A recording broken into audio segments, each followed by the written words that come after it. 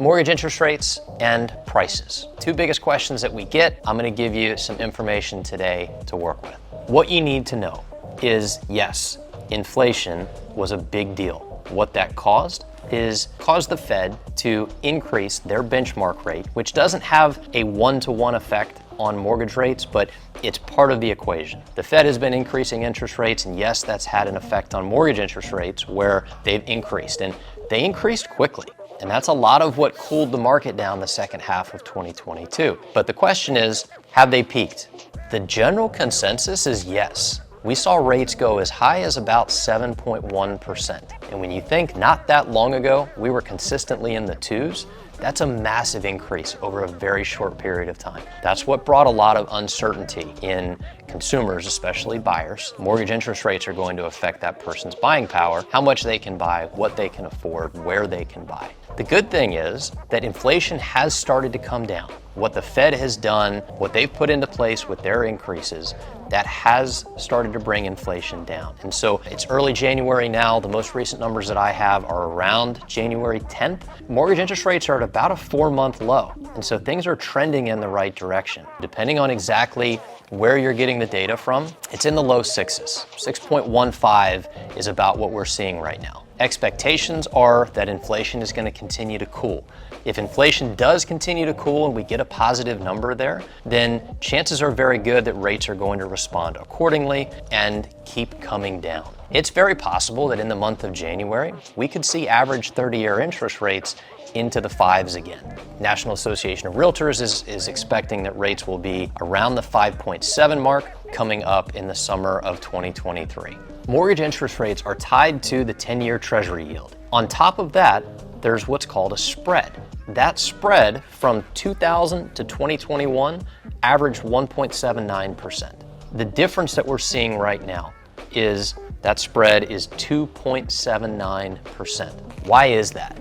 The reason for it is because lenders are anticipating a huge refinance boom as some of these 7%, 6.85% interest rates start to come down. If you bought a home with a 7% interest rate, 8 months later, you've got 5.7 available. Are you going to refinance?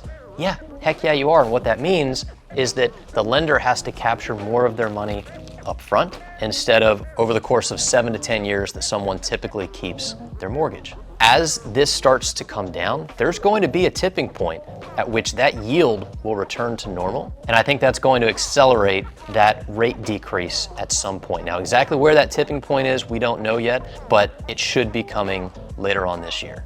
So the other big question is pricing. There's another video that I talked about, are the foreclosures coming? Are we gonna see this huge amount of inventory come on the market? Go watch that other video for a little bit more detail on that. But we do have some data on where prices are headed. As we look back, there's these different indices, Case-Shiller, you've got CoreLogic, and these are all just big companies that take huge amounts of data and they spit it back out and say, this is what the real estate market is doing. What we can see is that if you average 4 of the most popular indices, between January and June of 2022, we saw almost a 10% increase in prices. July, August, September, and October, if you average those 4 indices, you're a little over 2.225% of decrease over that time. One thing to keep in mind, the boom we've seen over the last couple of years has been huge. In a lot of areas, you're seeing up to 35-40% overall increase in prices in a little over 24 months. The fact that we're seeing a little bit of a correction over the second half of 2022 is not unexpected. The other thing that we need to look at with this is what is the trend? And so as I look at a few of these, July was the first month in all 4 of these indices that tells us, okay, yeah, we started to see a little bit of negative price growth. The question is, have we already hit bottom? And if this is the bottom, then this is not a real ugly bottom. If we end up somewhere in the 5% range off of those all-time highs, that's not a scary number. That's a very normal correction. It's possible that that negative price growth starts to turn around, especially going into Q2 of 2023. What does that tell us? Well, the good thing is sellers haven't gotten hurt that bad. That number is not that negative. And so are we going to stay at that all-time high number? No. But are prices stabilizing. So far, they seem to be.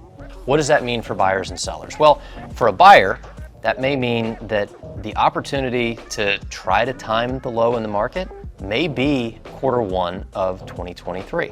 For sellers, what we are seeing is continued low inventory. So the good thing is there's still not a lot of competition. Because fewer buyers have been in the market because of higher interest rates, that means that time on market has increased. That means that concessions that sellers are giving to buyers and some price decreases on overpriced listings, we are seeing a lot more of that now than we did in the first half of 2022. Those prices are predicted to remain fairly steady.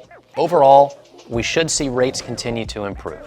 And then prices. It's very likely that we've hit bottom. Now, we're gonna have to continue to watch what the last couple of months has done as that data comes out. Prices from January through December at the very worst stay flat.